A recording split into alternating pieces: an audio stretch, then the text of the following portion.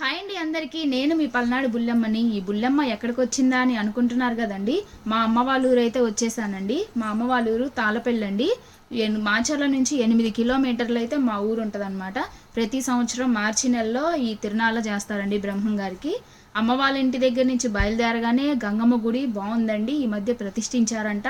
బయట నుంచి చూడగానే లోపలికి వెళ్ళి దర్శనం చేసుకోవాలని అనిపించి లోపలికైతే వచ్చామండి. లోపలికి రాగానే చుట్టూ గ్రానైట్తో చాలా బాగా చేశారండి గుడి మాత్రం. దర్శనం చేసుకున్నాం అనమాట. కాసేపు కూర్చొని అంతే. జనం కూడా చాలామంది ఉన్నారు, ఎందుకంటే కొత్తగా గుడిని ప్రతిష్ఠించారు కదండి. అందుకని చూడటానికి అందరు వచ్చారనమాట. మేము కూడా దర్శనం చేసుకొని కాసేపు అలా కూర్చొని ఇంకా అసలు తిరునాళ్ళ బ్రహ్మం గారి కదండి, అక్కడికైతే వెళ్ళాలని అనుకున్నాను.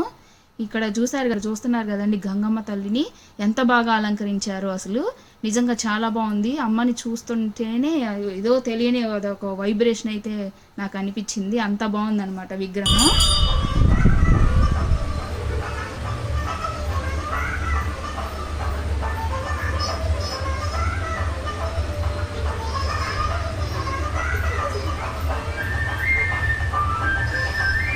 సింహం విగ్రహాన్ని అయితే బాగా ప్రతిష్ఠించారండి. చాలా పెద్దగా ఉంది సింహం విగ్రహం అయితే.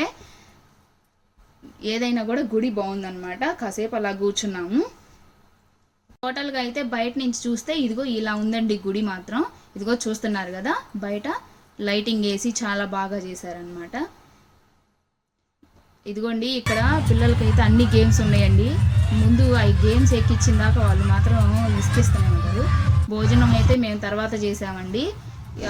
ఎందుకంటే అక్కడ బ్రహ్మంగారి గుడిలో చాలామంది క్యూ కట్టారండి. అక్కడ వీడియో తీయడానికి కూడా వీల్లేదు, అందరు నెట్టుకుంటా ఉన్నారు అనమాట. అందుకని మేము జనం కూడా బాగా వచ్చారు అసలుకి. చాలామంది ఉన్నారండి. మేము అందుకని లాస్ట్లో జనం తగ్గిన తర్వాత అన్నం తిన్నామన్నమాట.